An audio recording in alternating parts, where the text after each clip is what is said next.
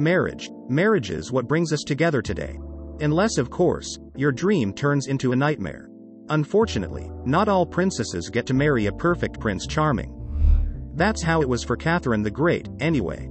Her guy was a lunatic, a creep of the first degree. But let's back up a little, back before the days of their unhappy marriage. This, my friends, is Charles Peter Ulrich, better known as Russian Emperor Peter III. Peter was born in Kiel, Germany on February 21, 1728. His father was Duke Charles Frederick and his mother the daughter of Peter the Great. Now when your grandfather is called the Great, it gives people high hopes that you will inherit at least a small percentage of that greatness. No one wants to follow that with a name like the Mediocre or the Dunce. If that's not enough pressure, he was also related to another emperor on his dad's side, Charles XII of Sweden. Charles was a strong figure in his own right, with nicknames such as the Lion of the North and the Swedish Meteor. Maybe things would have gone differently for Peter, had tragedy not been his childhood playmate. His mother died shortly after his birth and his father when he was 11. His upbringing, therefore, was directed by tutors and officials at the Swedish court. There he was to develop all those excellent leadership qualities inherited from those wonderfully smart grandpas of his, only things didn't go quite the way they planned. Academically, Peter was a failure. He liked art well enough, and he was a pretty good painter, but kingdoms aren't ruled by the point of a paintbrush. The training continued, however. They were determined that somehow Peter would be made fit to rule the Swedish throne. Finally, in October 1742, by a vote of parliament, 14-year-old Peter became the proud owner-to-be of the Swedish crown. Meanwhile, a power struggle was going on over in Russia which involved Peter's Aunt Elizabeth, his mother's sister. Despite never being expected to take the throne, Elizabeth managed to grab it, and she needed an heir. She herself had no children, so Peter was the next best thing. "Say ta-ta to Sweden, my sweet," said Aunt Elizabeth, "you're coming to Russia." Everything changed for Peter. Aunt Elizabeth changed his name to Pyotr Fyodorovich and his religion from Lutheran to Russian Orthodox. For a boy who was trained to love everything Swedish, suddenly switching his allegiance to Russia was difficult. Peter hated it. To complete his transformation to heir of the Russian throne, the 17-year-old Peter would need a wife. Don't worry, Aunt Elizabeth had the answer for that too. The unlucky bride. 16-year-old Sophie Friederike August von Anhalt-Zerbst-Dornberg got the news. She would be married to a future emperor. Although born into a minor Prussian aristocratic family, her mother knew people. Peter's Aunt Elizabeth was one of them, and Elizabeth found Sophie utterly charming. Not only was she pretty, but intelligent as well. She read books on history and politics, and was highly cultured. Just the kind of girl Peter needed at his side. And so it was that Sophie got a new husband. Like Peter, she also took on a new religion and a new name. From now on she would be known as Ekaterina Alexeyevna or Catherine. Unfortunately for Catherine, the guy was a dud. It seemed he wasn't just an academic failure, but an emotional one as well.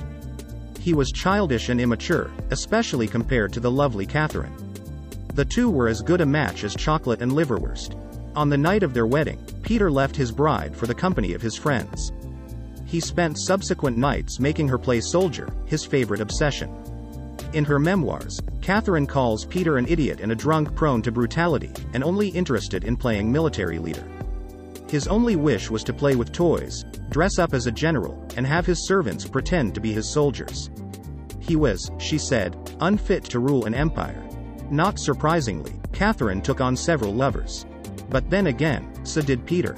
All hail the emperor. In December 1761, Aunt Elizabeth died, and Peter, now 34, took the throne as Peter III.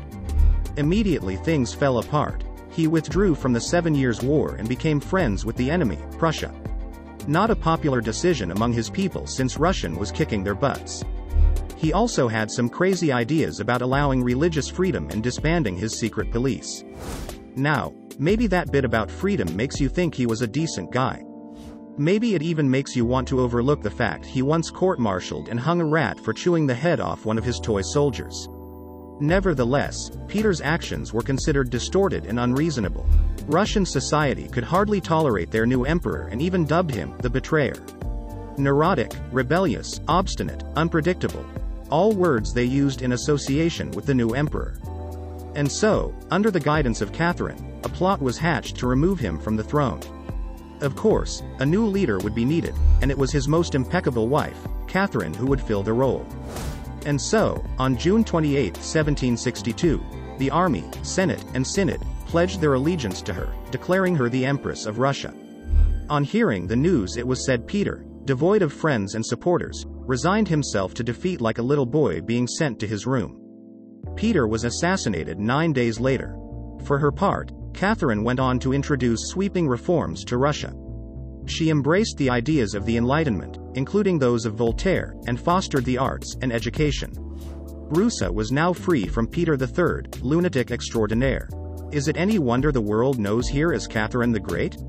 It's a fun story, but is it true? Certainly, we see this version over and over. Poor innocent Catherine, married to that horrible monster. Yet, it's possible that Peter was the bigger victim. According to author Carol S. Leonard, we've all been duped. Immediately after Peter's death, Catherine and her cohorts created an intense spin campaign. Catherine declared Peter's overthrow was a result of his being a threat to the state and society. She even released a whole list of allegations demonstrating his abuse of power. Since most of everything written by or about him previous to her regime went missing, who would dispute her claims? Yet enough remains to prove much of what she said untrue. Peter, it seems, was actually modernizing the country.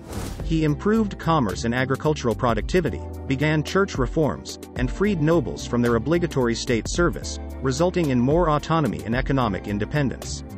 He required aristocratic children to be properly educated and established technical schools for the middle and lower class. Along with his advisors, Peter went through all the old laws looking for ways to improve the government.